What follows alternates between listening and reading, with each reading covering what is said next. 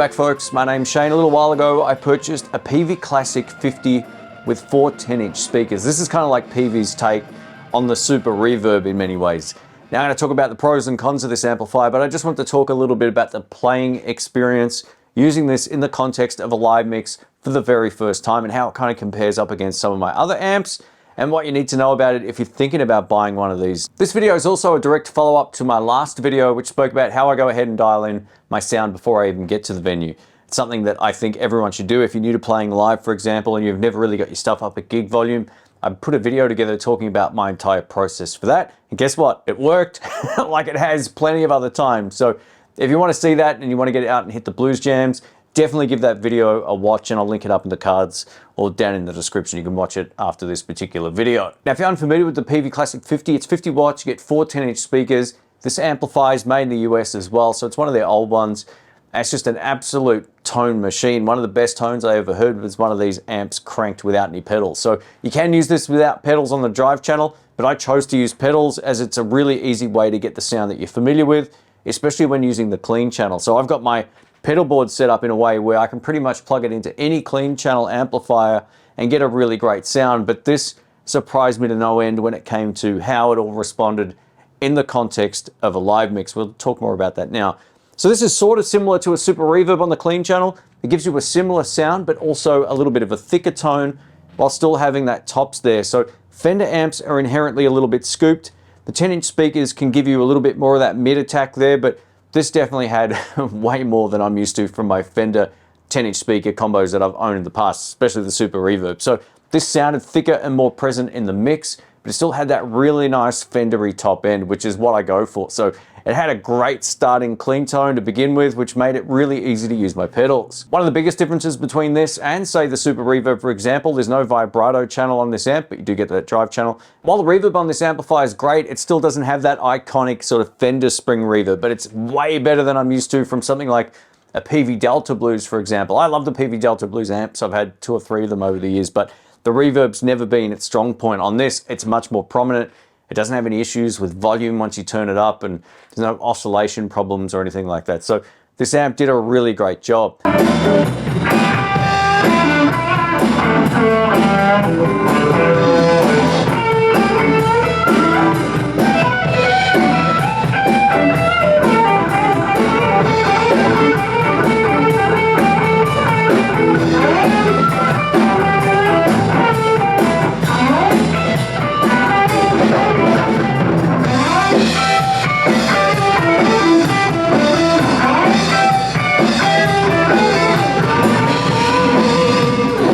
Now let's talk about output volume on this, because the room we were playing in got quite loud, and once the drums start and the bass starts and everyone starts, you kind of fiddle around with your amp. I was actually too loud right at the start, having everything at about 1 o'clock.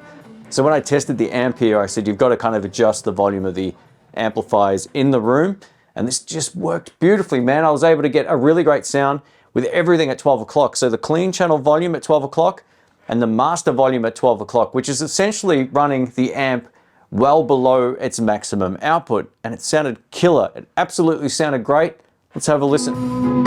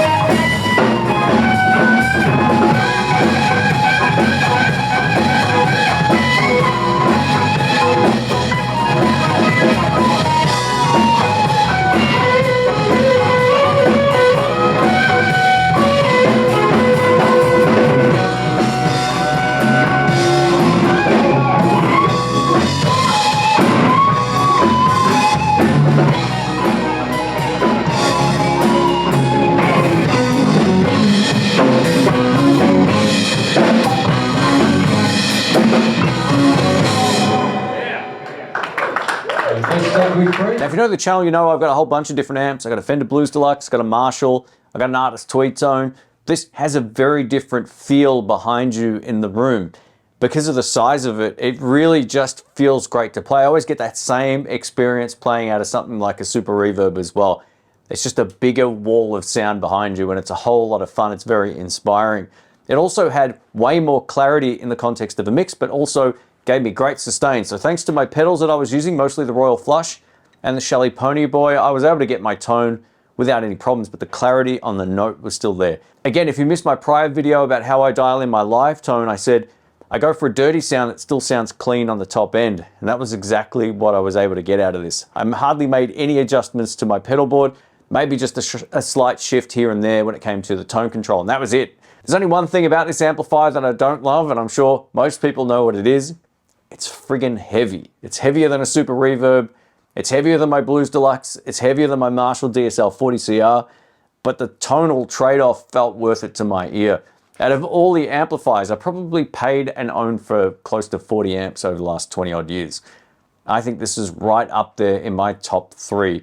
The Super Reverb, right up there in my top 3. The True Rock Studio Pro 22 was one of the best live tones in hindsight I ever had. And this. Now, there's a difference in terms of tone against my Fender Blues Deluxe. I think the Fender Blues Deluxe and the Marshall are arguably the only amps you'd ever need if you're looking for either a Fender or a Marshall. Those things are so good. They're a different sort of sound. Just talking about the feel of the amp in a room, being able to get it up to a decent volume, the Peavey just felt amazing to play. I'm not saying it's better, but it's you know, one of the best tones I've had, at least with the Kiesel and a few of the other guitars I've tried with it. So yeah, I would have no problems recommending one of these if you can find them on the used market if you're in a situation where you want to gig. Just know they're quite heavy. So what I did, I got my little trolley, I wheeled it in, put the amp on, took it out to the car, got it into the car. On the other end, I used the trolley, wheeled it into the venue. They had one of those disabled ramp things, so I just took it up, plonked it on the floor. All my friends picked it up and went, man, that thing's friggin' heavy. I was like, I know, but wait till you hear it. And thankfully, at least for what I like, I was able to get my sound out of it. Now, if we're talking about the drive channel is so usable with the gain up to about 11 o'clock. Any more than that, it can get a little bit fizzy. It sort of gets into a weird sort of sound that I don't like. But the drive channel is very heavily dependent on the channel volume. You've got to get the channel volume up to at least 1 o'clock before you start using the gain control. And then you get the best sound you can get from that, at least to my ear, for the kind of blues stuff that we play. But man, it sounded so good. It felt like I'd been playing it for years. After the first song, I was like, I'm inspired. This is some of the best sound I've had in the room, and a few people really responded positively to it. So it's a great amp. I'm glad I've got it. It's heavy. It definitely won't be the amp I take everywhere because the Marshall and the Fender cover pretty much 95% of the places I play. But for a time where I need a slightly bigger amp, the Classic 50 is an absolute monster. It's just such a great amplifier. I always like to include these live clips on my channel. I don't do it enough anymore, but one of the reasons why I want to share this with you is to help you get encouraged to go out and play live. Hit the blues jams, hit the open mics, make some noise, get your gear up at gig volume, and you'll have a different experience other than just playing it, you know, in the bedroom or in the lounge room or whatever. There's a different kind of thing that happens once you can get amps up to a certain point. And at least to me, it's way more inspiring. But anyway, let us know what you think. Thanks again for watching. My name's Shane. I will catch you on the next one. See ya.